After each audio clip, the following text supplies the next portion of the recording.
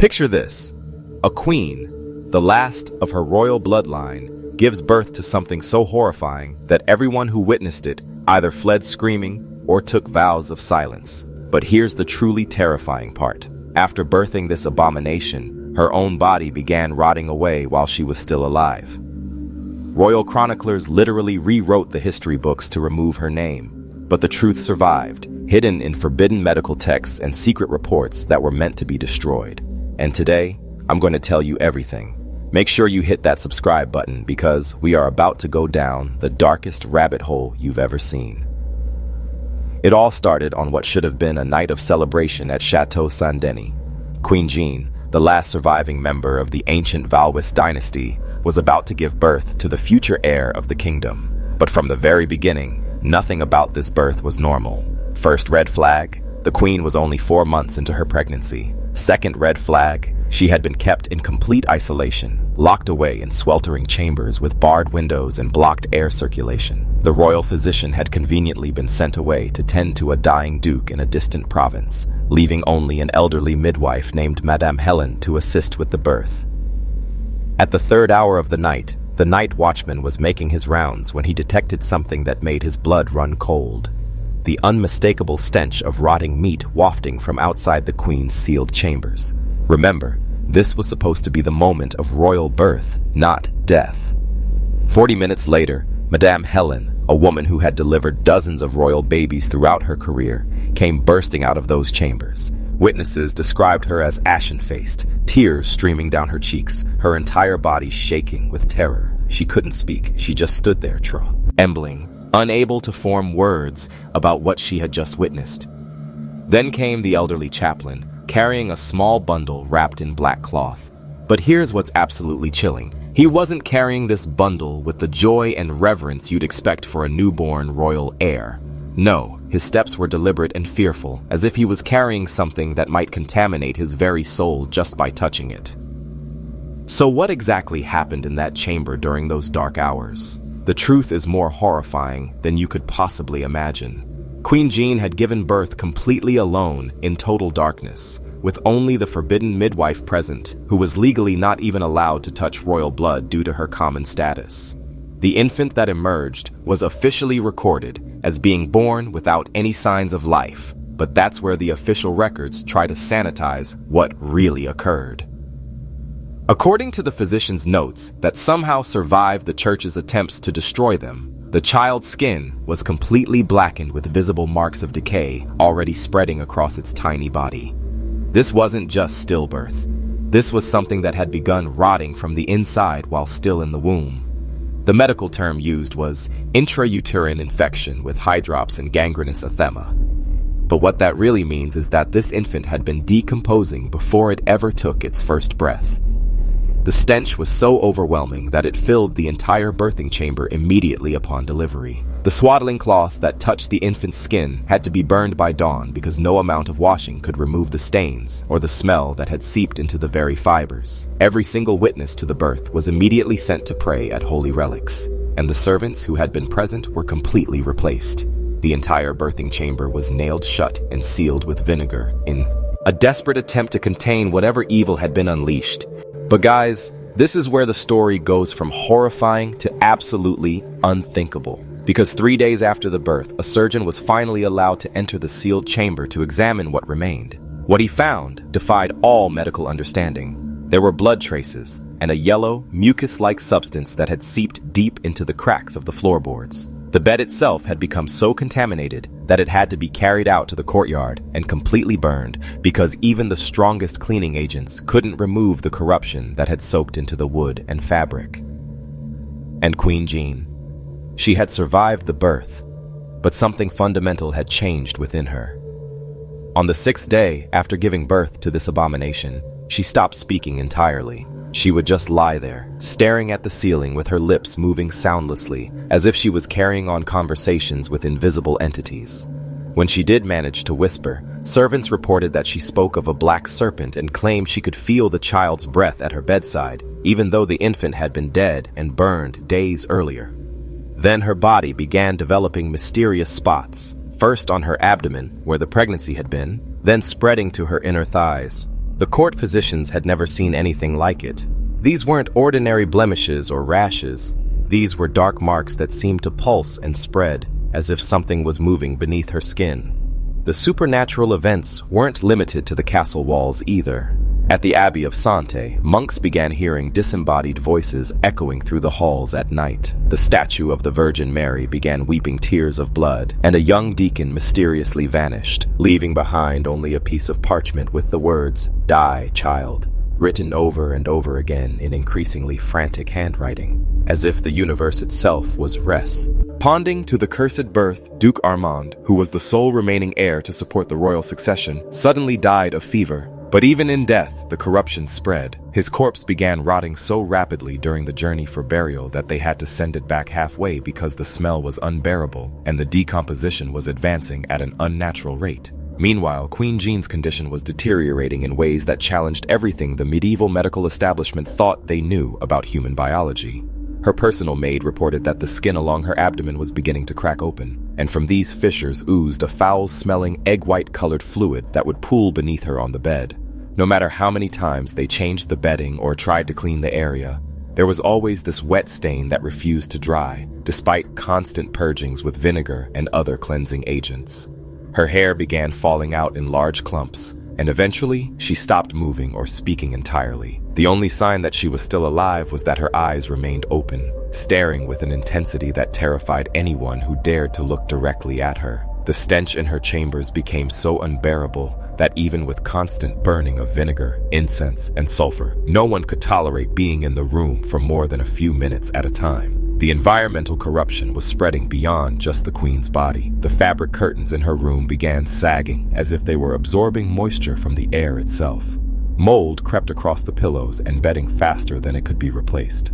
Servants who spent any time in the eastern wing of the castle began developing mysterious coughs and skin rashes. Most disturbing of all, no one dared to actually touch the queen's skin anymore, because there were reports that contact with her flesh caused immediate burnings, insations, and left dark marks on anyone who tried to care for her. The religious authorities were brought in to investigate what many believed to be demonic possession. A monk reported that the queen's pupils would dilate unnaturally whenever the devil's name was spoken during prayers.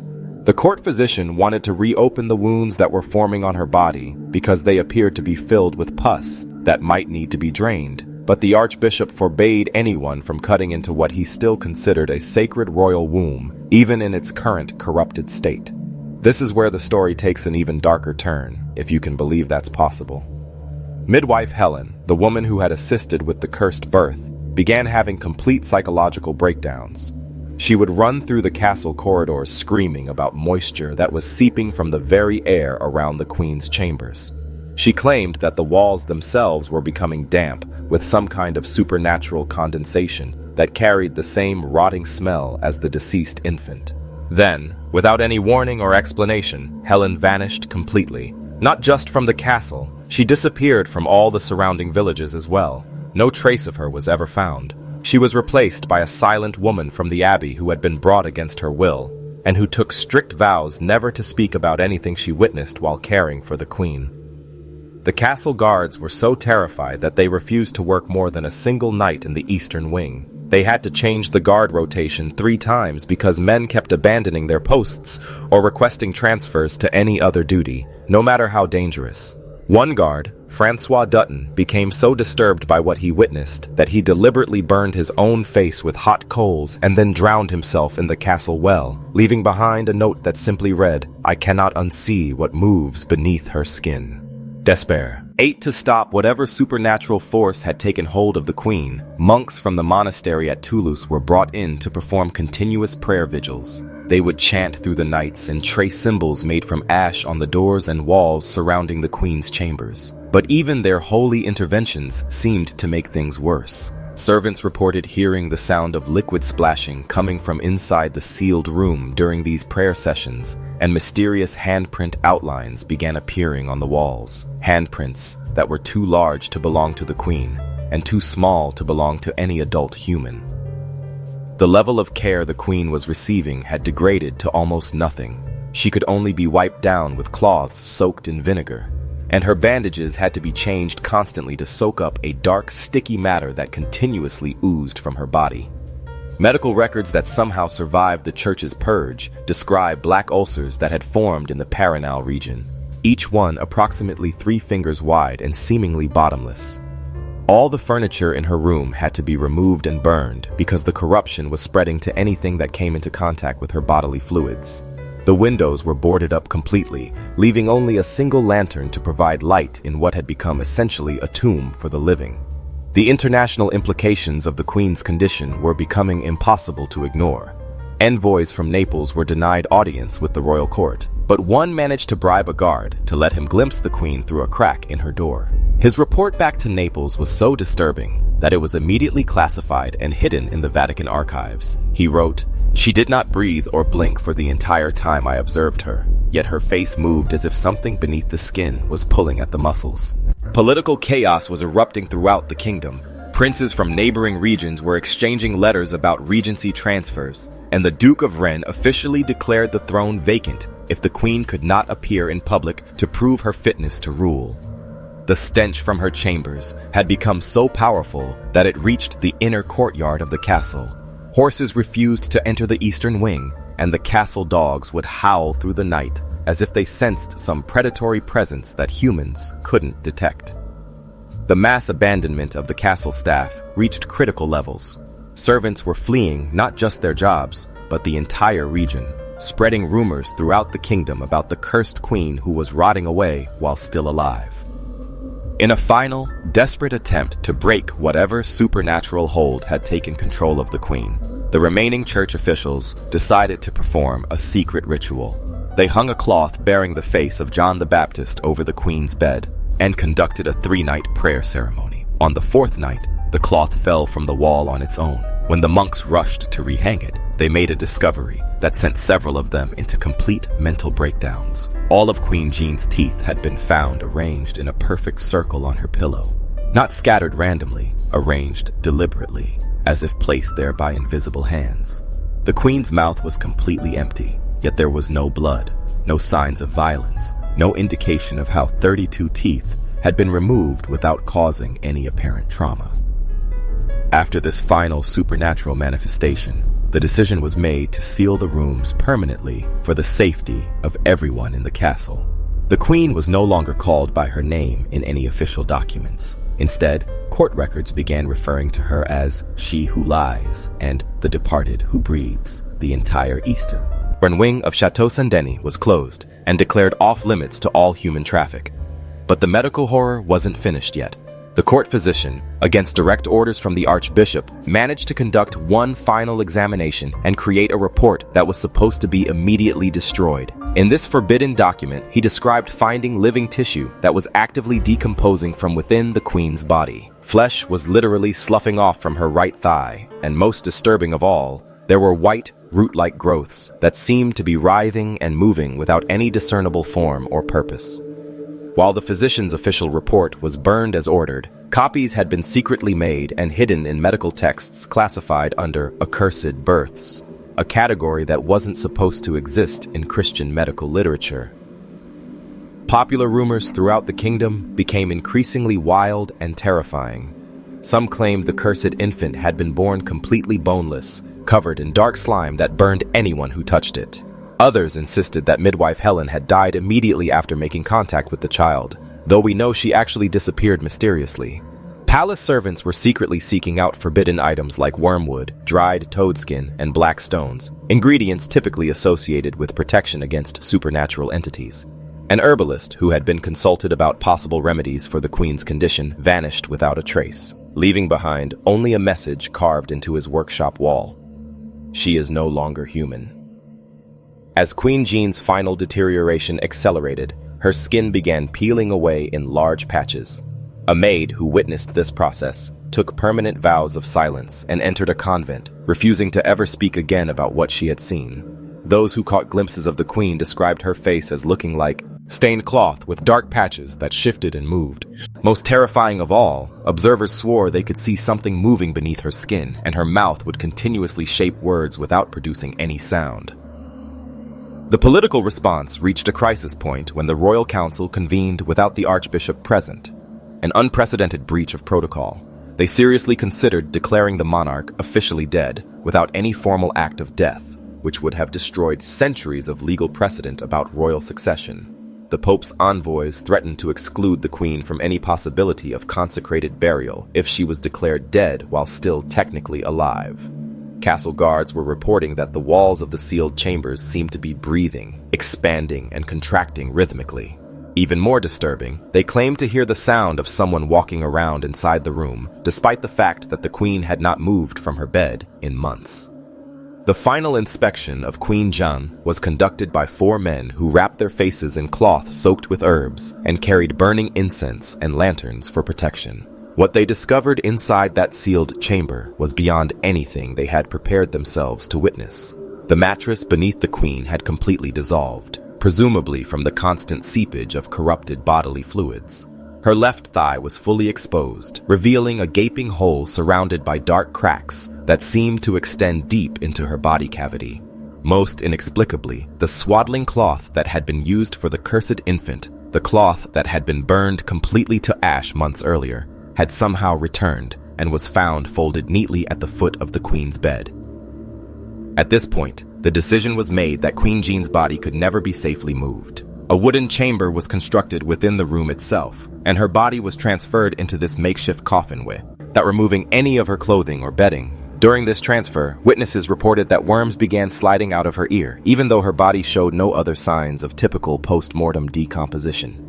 The Archbishop himself signed the final consecration act, officially sealing the Queen within her wooden tomb while she was still technically alive, another unprecedented act in Christian burial practices. But the curse of Queen Jeanne didn't end with her entombment. The effects began spreading throughout the entire kingdom like some kind of supernatural plague. The eastern wing of Château Saint-Denis was declared a place of eternal silence, and guards who were assigned to patrol the area either vanished completely or developed severe mental illnesses that left them unable to function in society. Despite all the sealing and consecration, the stench continued to seep through the walls and foundation of the castle. Court members began developing mysterious illnesses, guards suffered from fevers that wouldn't break, and servants developed ulcers that wouldn't heal with any known medical treatment. In the city surrounding the castle, infants began dying at alarming rates. These weren't ordinary childhood illnesses. Newborns were being born with skin blotches and flesh that would begin peeling away within days of birth. One child was born without a mouth, just smooth skin where the opening should be, with hollow pits instead of eyes. Most disturbing of all, many of these cursed infant bodies would vanish shortly after clerical visits, leading to rumors that the church was secretly disposing of evidence of the spreading supernatural corruption. The political solution came through a clandestine meeting where Queen Jeanne was secretly declared dead, though this document was never officially published or announced to the public. The statement that was quietly read to a select group of nobles simply said, "She can no longer be named as bearer of the crown." The final destruction of the eastern wing was carried out under cover of darkness. Oil was poured throughout the entire structure, and when the fire was lit, witnesses reported hearing an inhuman cry that seemed to come from deep within the earth itself, not from any human throat. The wing burned for 5 straight hours and continued smoldering for an entire day afterward. When the flames finally died down, there was a permanent black mark burned into the ground where the wooden chamber had stood, a mark that remained visible for decades and where no grass or vegetation would ever grow again. To complete the erasure of this supernatural disaster, the royal chroniclers were ordered to rewrite all historical records. Queen Jeanne's name was systematically removed from official documents, and her death date was replaced with the cryptic phrase, "Departed to the Lord in times of silence and shadow." An empty tomb was constructed for public mourning, and all heraldry bearing her name or image was stripped from the castle walls. The Valois dynasty, which had ruled for 123 years, officially ended with no explanation given to the public about why the royal line had suddenly terminated. A garden was eventually planted where the eastern wing had stood, but despite multiple attempts with different soil and various types of plants, no trees would take root in that cursed ground. The area was finally walled off and marked as dead land, territory that was considered too spiritually contaminated for any human use. The archbishop who had overseen the final sealing died of gangrene shortly after the events, and his last recorded words were, "She was not alone." Count René, who had been involved in the political decision-making around the Queen's fate, was found poisoned in his chambers, and the Duke of Anjou vanished without a trace, leading many to believe that anyone who had direct knowledge of the Queen's true condition was systematically being eliminated. But perhaps the most chilling detail of this entire nightmare is that the legend persists to this day. Throughout the region where Chateau Saint-Denis once stood, local people still whisper that Queen Jeanne did not actually die. They believe she remains sealed in her wooden tomb, somewhere beneath the cursed ground, still decomposing but still aware, still waiting for something that no living person understands. The medical texts that survived the church's purges suggest that what happened to Queen Jeanne and her cursed infant represents something that medical science still cannot explain. The combination of premature birth, immediate post-mortem decay, supernatural manifestations, and the Queen's living decomposition creates a case study that defies both medieval and modern understanding of human biology and spiritual corruption. Modern historians and medical researchers who have studied the surviving documents have proposed various theories, from ergot poisoning to rare bacterial infections to psychological mass hysteria. But none of these explanations can account for the physical evidence that was documented by multiple independent witnesses, the supernatural events that occurred throughout the kingdom, or the long-term environmental effects that persisted for generations. What makes this case even more compelling is that it wasn't treated as folklore or legend by the people who lived through it. These were official court documents, medical records, and religious reports created by educated professionals who had everything to lose by fabricating such disturbing claims. The systematic attempt to destroy all evidence suggests that the church and political authorities believed something genuinely supernatural and dangerous had occurred, something that threatened the very foundation of their understanding of the natural world. The story of Queen Jeanne and her cursed birth represents one of the most thoroughly documented cases of supernatural horror in medieval European history. It's a reminder that there are still mysteries in our world that cannot be explained by science or rational thought, and that sometimes the line between the living and the dead is not as clear as we'd like to believe. The fact that this story was nearly erased from history makes it even more terrifying. How many other cases like this have been successfully buried by religious and political authorities? How many other cursed births, supernatural plagues, or living decompositions have been hidden away in forbidden archives or destroyed completely to protect the public from knowledge too disturbing to comprehend? Queen Jeanne's tale stands as a testament to the darkest possibilities of human existence. That sometimes, death is not the end, but merely the beginning of something far more terrifying than we can imagine.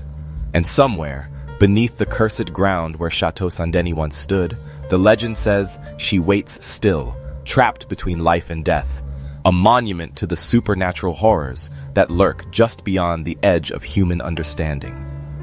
So the next time you're lying in bed at night and you hear strange sounds in the darkness, remember Queen Jeanne. Remember that there are forces in this world that medical science cannot explain, that religious faith cannot overcome, and that political power cannot control. And remember that sometimes the most terrifying monsters are not the ones that come from outside. They're the ones that grow from within, rotting us away while we're still alive, still aware, still trapped in bodies that have become our own personal hells. The curse of Chateau Saint-Denis reminds us that there are some doors that should never be opened, some births that should never occur, and some truths that are too horrible for the human mind to fully comprehend. Queen Jeanne bore a child of Decay, and in doing so, she opened a gateway between the world of the living and something far darker that should have remained forever sealed. And guys, if this story has absolutely terrified you, the way it terrified me when I first discovered these forbidden historical documents, make sure you subscribe to the channel, because we're going to be diving deep into more of these hidden supernatural cases that the authorities try to erase from history. Trust me, Queen Jeanne's story is just the beginning of the nightmare rabbit hole we're about to explore together.